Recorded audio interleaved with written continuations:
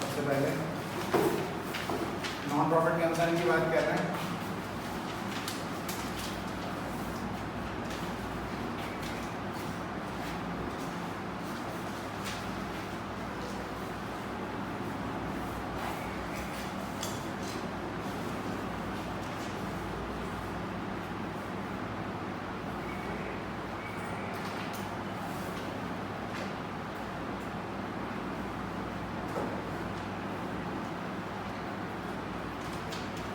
अच्छा जी उमर, सबसे पहले क्या चीज़ बनाते हैं नॉन प्रॉफिट कंसर्न में? रजिस्टर से निकालो,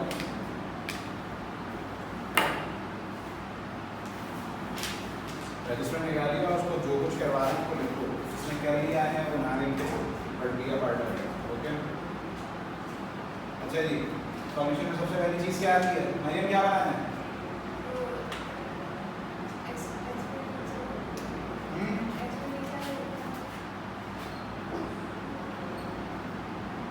नाम क्या है?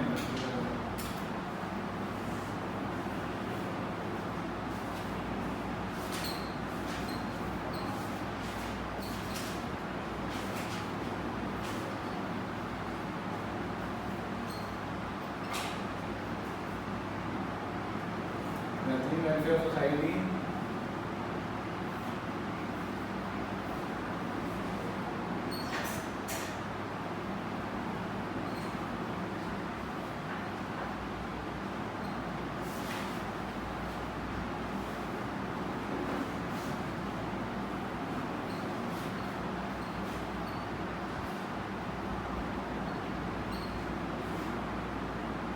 और the year ended December 31st 2009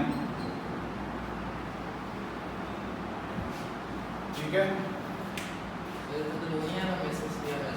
क्या नहीं ऐसा तो है।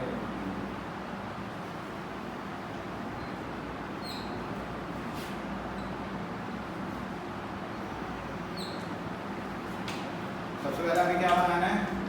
Income and expenditure account. Income और एक्सपेंडिचर अकाउंट को किस तरीके से हम लोग करेंगे प्लेसिंग? एक्सपेंडिचर्स कहाँ इंक्लूड होते हैं?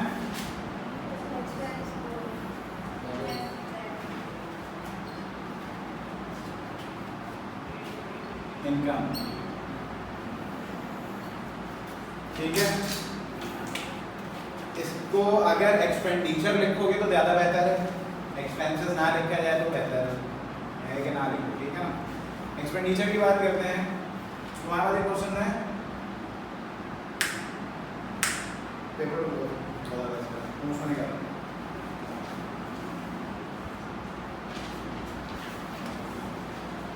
Non profit concern 2010 regular private, ठीक है? इसलिए करवा रहा हूँ कि अगर किसी को कोई कंफ्यूजन होगी तो वो क्लियर हो जाएगी, ठीक है? अच्छा, अब आप लोग आ जाए जरा इस तरफ के, जो है हमें सबसे पहले जो चीज़ देखनी है वो है हमारी इनकम। सबसे पहले इनकम देख लो, सही है? सरप्लस अमाउंट है, डेफिसिट है, वो हमें पता चलता है इनकम एंड एक्सपेंडिचर अकाउंट के थ्रू, ठीक है? इनकम और एक्सपेंडिचर अकाउंट हमें बताता है कि हमारे पास पैसे बचे हैं या नहीं बचे, या हमें अपनी जेब से डालने हैं। ओके, सबसे पहली चीज हम लोग फाइंड आउट कर लेते हैं कि इनकम्स क्या क्या हैं। इनकम्स हमें कहाँ से मिलेंगे? रिसीट एंड पेमेंट अकाउंट में हमारे पास मौजूद होता है, that is a cash account. Cash account होता है, कैश का डी अकाउंट होता है जिसमें रिसीट और पेमेंट साइड्स गिवन होती हैं। रिसीट का मतलब क्या है कि रिसीव्ड कैश, जो हमने कैश रिसीव कर लिया है, ठीक है? और पेमेंट साइड कौन सी होती है कि हमने कौन कौन सी चीजों के लिए या किस काम के लिए कैश पे किया है, अदायगी करी है। ओके, अब सबसे पहले क्या कर रहे हैं? Incomes find out. इनकम्स के अगेंस्ट, आमदनी के अगेंस्ट हमारे पास कैश रिसीव होता है, हम पे करते हैं, रिसीव होता है। तो कौन सी चीज कहाँ मिलेंगी हमें? इनकम सारी रिसीट साइड पे। कहाँ मिलेंगी? रिसीट साइड पे। तो चलो फाइंड आउट करते हैं कि क्या क्या चीजें हैं भाई। सबसे पहले रिसीट के अंदर है कैश बैलेंस। कैश बैलेंस जो है इट्स नॉट एन इनकम, ठीक है ना? इनकम नहीं है, इसमें हमें इनके अंदर से प्योरीफाई करके सिर्फ क्या लिखनी है? इनकम। कैश बैलेंस का मतलब क्या है कि वो एसेट की बात कर रहे हैं। एसेट इसके अंदर अभी नहीं आएगा, इसके अंदर सिर्फ दो चीजें आएंगी, इनकम या रेवेन्यू कह लो, इनकम और एक्सपेंसेस। अब वो हमें रिसीट और पेमेंट्स में से फाइंड आउट करने हैं कि इनकम्स क्या क्या हैं और एक्सपेंसेस क्या क्या हैं। ठीक हो गई। एसेट्स के अंदर क्या क्या है, सबसे पहले वो अपने क्या कहते हैं, इनकम में क्या है, सब्सक्रिप्शन।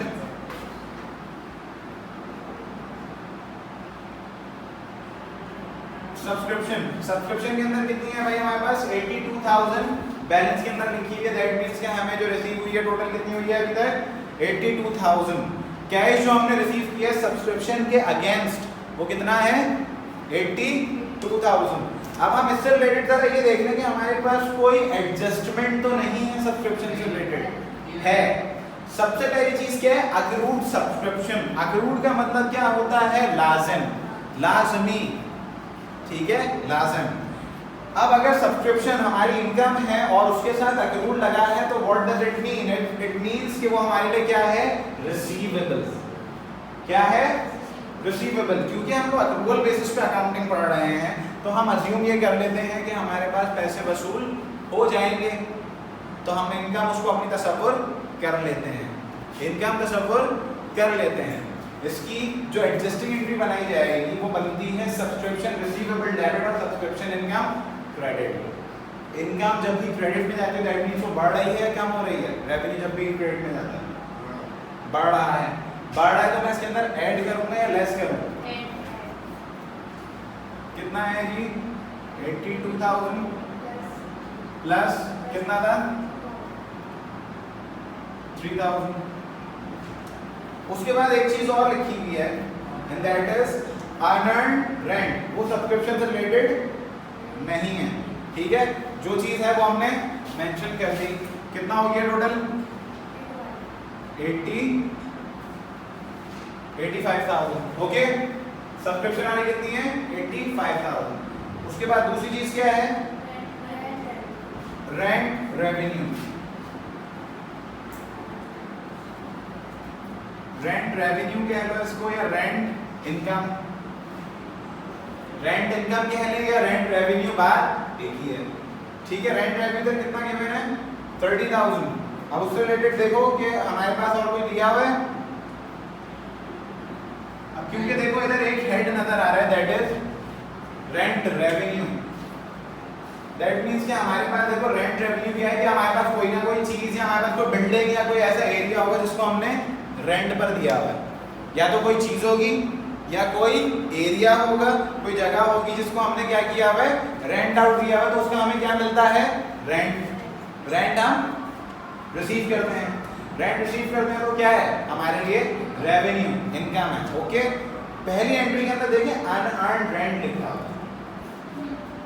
अनअर्न्ड रेंट का मतलब क्या है, अनअर्न्ड रेंट का मतलब ये है कि हमारे ऊपर उधार है, यानी कि हमने अभी तक वो जगह हमारी या चीज इस्तेमाल नहीं हुई है लेकिन हमने रेंट पहले से लिया, तो क्या वो हमारी आमदनी है, वो हमारी आमदनी है। अभी हमारी जगह इस्तेमाल नहीं हुई जो हमने रेंट पर दी है, लेकिन हमारे पास पैसे उसके मौजूद हैं, हमें पैसे मिल चुके हैं, पहले ही एडवांस में मिल चुके हैं, तो क्या वो हमारी इनकम है। वो खुद बोल रहा है कि अनअर्न्ड रेंट है, यानी कि हमने नहीं कमाया।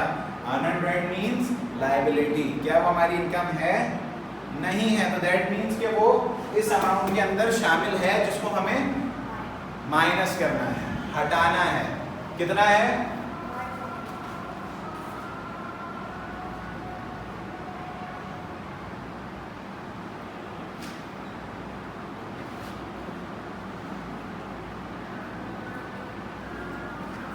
$25,000। उसके बाद मैच इनकम। मैच इनकम क्या कहती है भाई, मैच इनकम का मतलब, मैच इनकम क्या होगी, मैच इनकम कोई ऑर्गेनाइजेशन है उसका इवेंट लॉन्च कर दिया कोई मैच के लिए या कोई ऐसा स्पोर्ट्स, और उसमें जो हम टिकट्स लेंगे लोगों से वो इनकम, या कोई अगर डोनेट कर रहा है कोई मैच के लिए अमाउंट कि हम अपने इवेंट में उसको यूज करें, वो मैच इनकम। मैच इनकम बिल्कुल जैसा भी ये बता रही है, मैच इनकम क्या है बेसिकली कि हमने एक मैच अरेंज किया, अब चाहे वो किसी भी चीज़ का मैच हो, क्रिकेट हो, फुटबॉल हो, badminton, whatever it is, match से हमें इनकम हुई। अब इनकम हमें डिफरेंट वेज में हो सकती है, लोग आकर हो सकता है टीम्स आकर अपने आप को रजिस्टर करवाएं, हो सकता है कि हम उधर ऑडियंस को रिफ्रेशमेंट अलाउ करें, हो सकता है कि हम मैच टिकट्स बेचें, लेकिन ओवरऑल हमारे पास क्या हो रही है, हमें उस मैच की वजह से इनकम मिल रही है। हम क्या कर रहे हैं, कैश रिसीव कर रहे हैं, कैश रिसीव कर रहे हैं मींस रिसीट है, ठीक है। इनकम है हमारी कितनी, 40,000। इससे रिलेटेड कोई adjusting entry,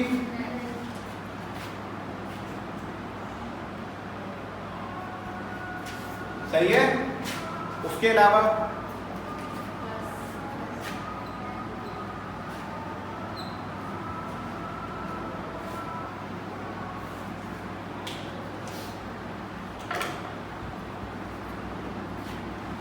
bank loan, receipt side पे बैंक लोन भी लिखा हुआ है। इसका मतलब क्या है, इसका मतलब ये है कि हमने बैंक से लोन लिया है, बैंक लोन, बैंक से हमने लोन लिया तो हमें क्या मिला है, कैश। तो रिसीट में अगर बैंक लोन लिखा है तो कोई गलत चीज नहीं है, हमने कैश रिसीव किया है, चाहे हमने उधार क्यों ना लिया। लेकिन हमें इसमें क्या लिखना था, प्योरली इनकम्स। क्या लिखनी थी, इनकम्स। तो हमने इनकम जितनी थी वो हमने प्योरीफाई करके इधर लिख दी। कैश बैलेंस और बैंक लोन छोड़ दिया, क्योंकि कैश बैलेंस हमारा क्या था, एसेट, और बैंक लोन क्या है, लायबिलिटी। उसके अंदर से हमने 3 इनकम्स निकाली, वो क्या है जी, सब्सक्रिप्शन, रेंट रेवेन्यू और मैच इनकम। ओके, इनकम्स आ गई। अब हम जरा देख लेते हैं कि हमारे पास एक्सपेंडिचर्स क्या क्या हैं। एक्सपेंडिचर्स में क्या क्या, एक्सपेंडिचर्स क्या है जी, पेमेंट्स। एक्सपेंसेस के लिए हमने क्या करी होंगी, पेमेंट्स, यानी कैश पे किया होगा। लेकिन हमने, हो सकता है कि हमने कोई एसेट खरीदने के लिए भी किया हो पेमेंट, लेकिन उसका मतलब क्या है कि हम वो एसेट एक्वायर कर रहे हैं, हम एसेट खरीद के लेकर आ रहे हैं, तो हमारा एसेट सिर्फ और सिर्फ अपनी शक्ल बदल रहा है, बाकी खर्चा नहीं हो रहा। एसेट एक्वायर करने का मतलब क्या बताया था मैंने, कि अगर हम फर्नीचर लेने जा रहे हैं, फॉर एग्जाम्पल हमने कोई फर्नीचर परचेज किया है जिसकी कीमत कितनी है, 20,000 रुपये। हमने कैश 20,000 रुपये दिए और 20,000 रुपये का फर्नीचर लेकर आ गए। हमारी ऑर्गेनाइजेशन में ओवरऑल एसेट्स के ऊपर क्या फर्क पड़ा, सिर्फ शक्ल। ओवरऑल एसेट्स पे क्या अमाउंट में फर्क पड़ा, कुछ भी नहीं, जीरो इफेक्ट। सिर्फ क्या हुआ, शक्ल चेंज हो गई। पहले हमारे पास कैश की सूरत में 20,000 रखे हुए थे, अब फर्नीचर की सूरत में रखे हुए हैं, तो क्या वो हमारा खर्चा है, नो। खर्चा क्या है कि हमने अगर कोई अदायगी कर दी तो वो हमें वापस ना मिल सके, समझ आई। अगर हमने पे कर दिया तो वो हमें वापस नहीं मिलेगा, दैट इज सैलरी एक्सपेंस हो गया जी, रेंट एक्सपेंस हो गया, यूटिलिटी एक्सपेंसेस हो गए। कभी ऐसा हो सकता है कि यूटिलिटी, गैस, बिजली वगैरह के बिल आपने भर दिए और जाकर उनके ऑफिस के बाहर खड़े हो जाए, यार हमें आपकी बिजली से तकलीफ है, पैसे वापस कर दो हमारे, ऐसा नहीं हो सकता, सही है। लेकिन अगर हम एसेट की बात कर रहे हैं, अगर हमने कोई फर्नीचर खरीदा है तो ऐसा तो हो सकता है ना कि हम उसको कैश में कन्वर्ट कर सकें, हो सकता है ना। तो हमें इसके अंदर क्या लिखना है, प्योरली एक्सपेंसेस। जैसे उसमें इनकम लिखी थी, इसमें क्या लिखेंगे, एक्सपेंसेस। सबसे पहला एक्सपेंस फाइंड आउट करो पेमेंट के अंदर,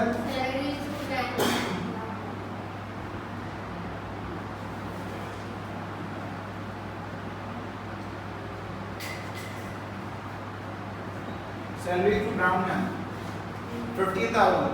क्या उससे रिलेटेड कोई एडजस्टिंग एंट्री हमारे पास है, नहीं है। कितनी थी, 15,000। उसके बाद क्या है, repair expense.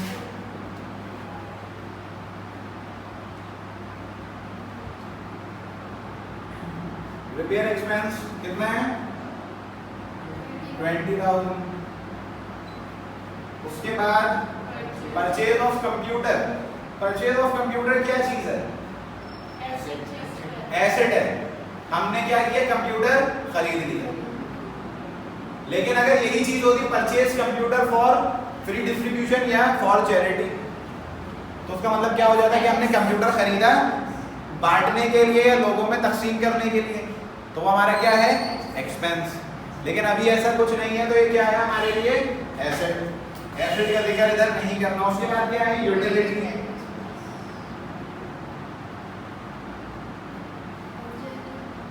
Utility expense, utility expense कितना है, 20,000।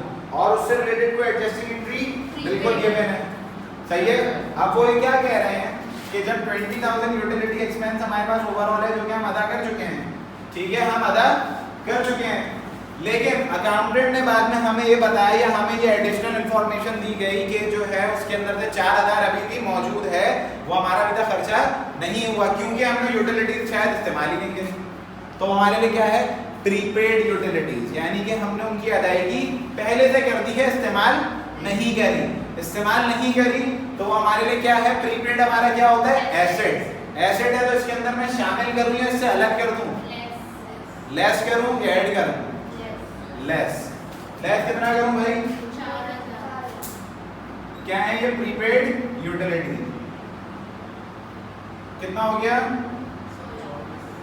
16,000, ठीक है। उसके बाद purchase of furniture, again asset है। उसके बाद printing of match tickets. Printing of match tickets क्या है हमारे लिए, खर्चा। क्या है, खर्चा। तो वो लिखूं इसमें या नहीं लिखूं, डेफिनेटली आना चाहिए।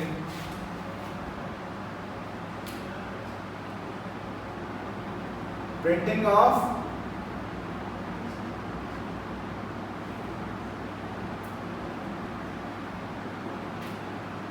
Of match tickets, okay. कितना है, 3,000। हमारे पास पेमेंट साइड पे तमाम एक्सपेंसेस खत्म हो गए। अब जरा हम नजर मार लें किस पे, जो हमारे पास एडिशनल इंफॉर्मेशन दी गई कि कहीं कोई उधर डेप्रिसिएशन या बैड डेट इस तरह की कोई चीज तो मौजूद नहीं है, या कोई एडिशनल चीज तो और नहीं दी गई, सही है।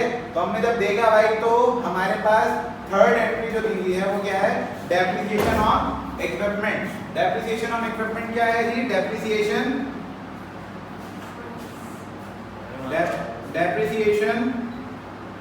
एक्सपेंस कितना है, 2,000।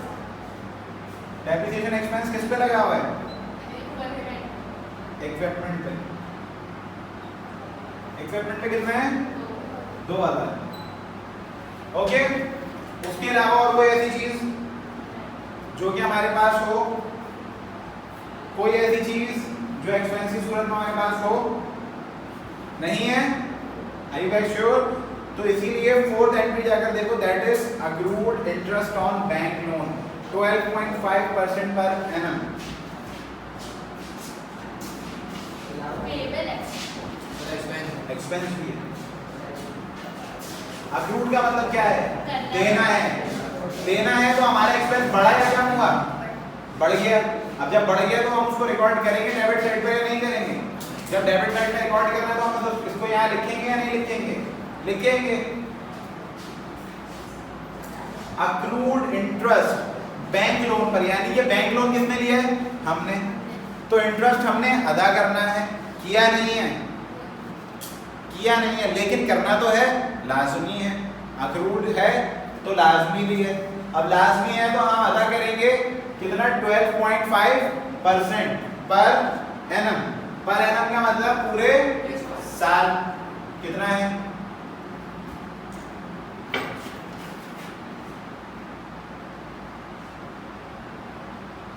Interest expense. इंटरेस्ट एक्सपेंस कितना है, 60,000 मल्टीप्लाई बाय 12.5 डिवाइडेड बाय 100, ऐसी है। कितना,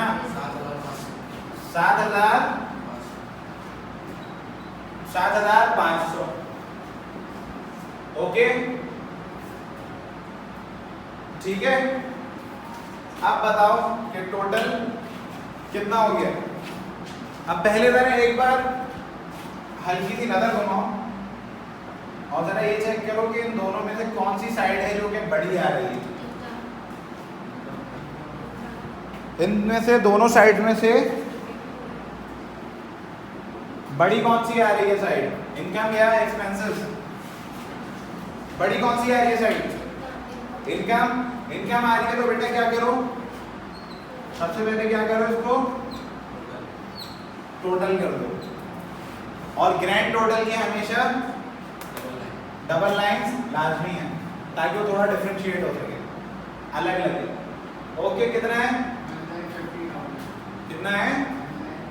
1,50,000। श्योर? कैलकुलेट करो, कर लो एहतियातन। कितना है? 1,50,000।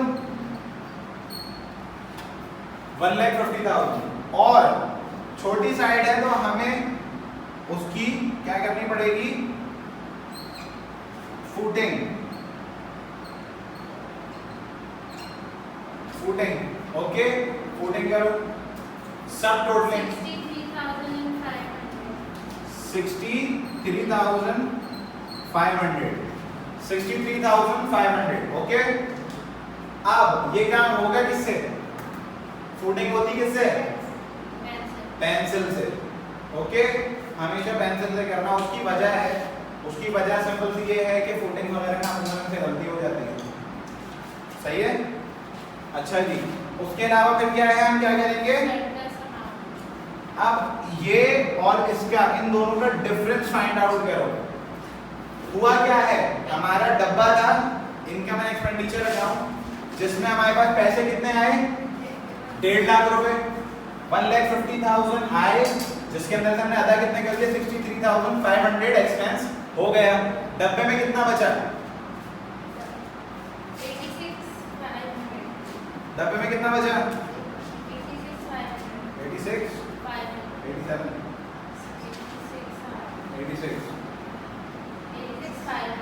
86,500 क्या है हमारा? Surplus amount. 86,500 is a surplus amount. इसको जब हमने टोटल किया तो कितना हो गया? 1,50,000।